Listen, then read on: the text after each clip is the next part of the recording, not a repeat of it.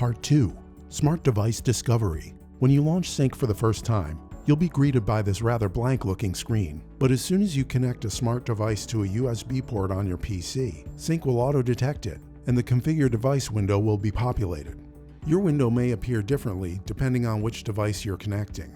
If Sync does not detect your device, click this big plus sign in the upper left corner of the screen. That's the Add Device button, which will open the Add Device wizard. First, it'll tell you to make sure your device is connected.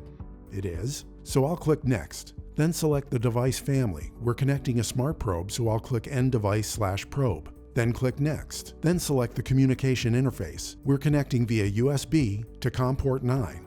Then click Finish.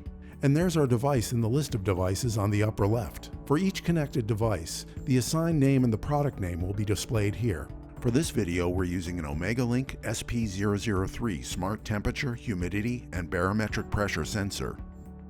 Just to the right of the Add Device button is the Delete Device button, and next to that is the System Settings button, where we can customize our device's behaviors, display units, and COM ports.